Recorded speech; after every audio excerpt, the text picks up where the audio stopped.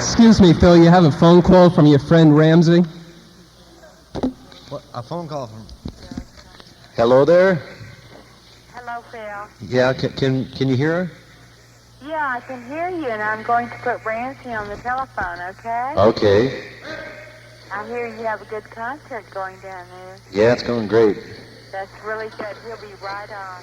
Okay. Hey, Phil. Hi, Ramsey. How you doing? Fantastic. How about you?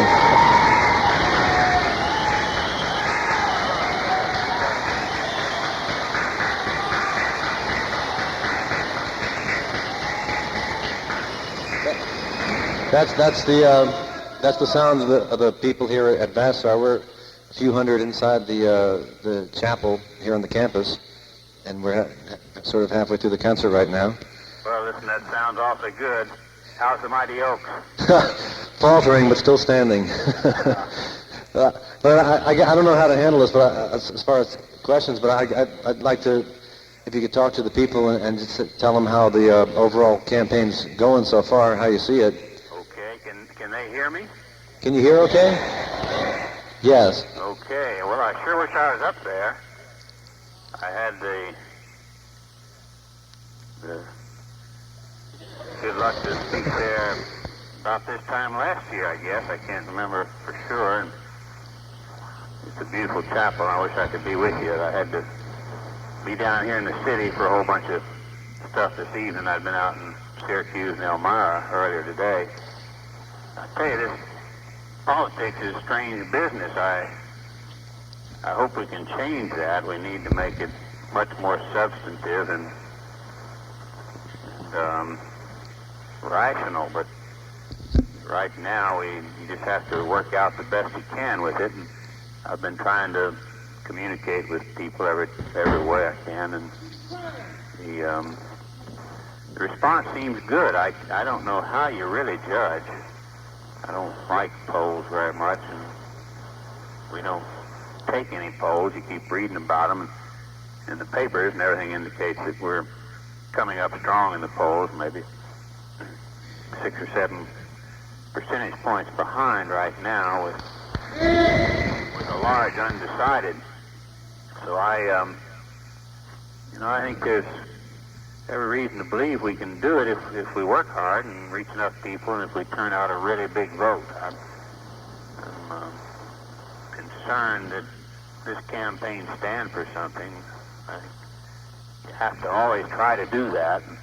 If we worked awfully hard on registration. I hope we helped improve a pretty sad record for our state on registration. And on campaign financing, we've been, I think, a real pioneer, and maybe set some model for the future.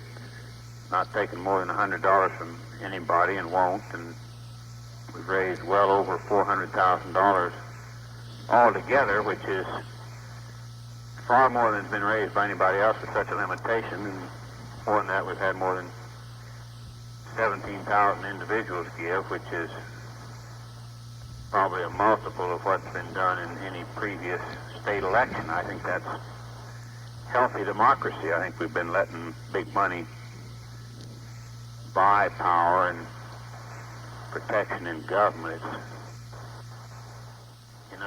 Watergate itself has been such a series of heavy body blows to this country, and now we have this Rockefeller business coming out.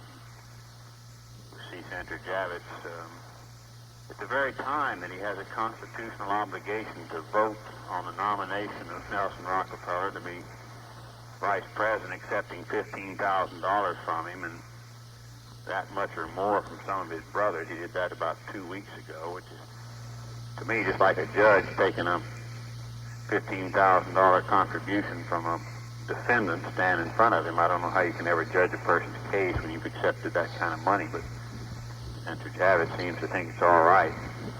I really think if we tolerate that sort of thing, it's just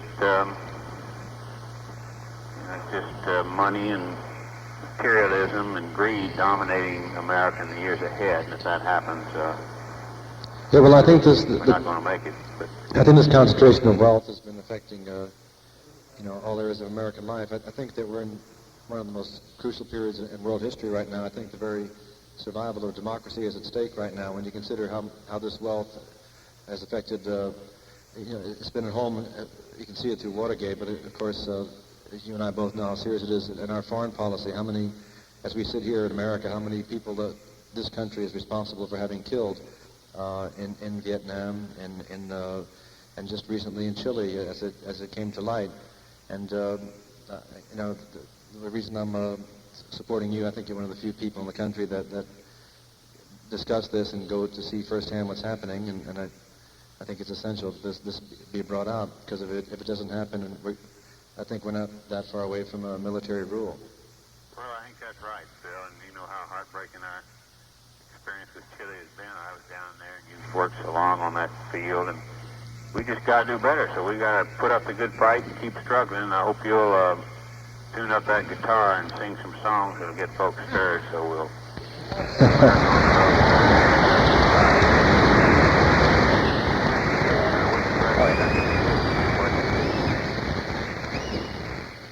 Okay, well, thanks for calling in, and we'll be in touch later then, okay? Thank you, Phil, and I'll see you soon. Tell everybody there good night for me. Great, good night.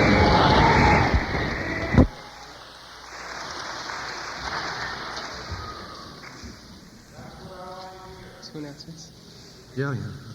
All right, just a couple of brief announcements. Immediately following this concert, there's going to be a party in the Orlo.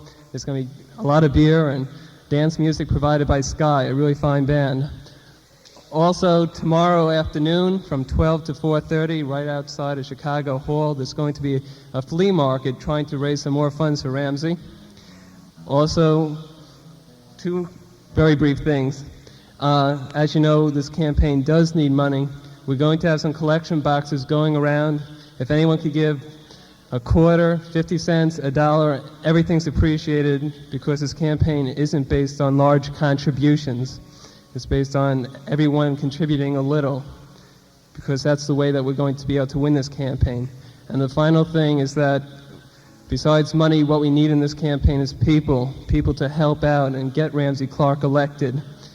If anyone wants to help volunteer, please see myself or see Rand Spiro or anyone else connected with the campaign. We were very obvious with our little T-shirts that say Ramsey Clark for U.S. Senate on them. We'll be at the party. We're going to be having a good time too. So just try to see us, and together we'll be able to make Ramsey Clark the next senator from New York State.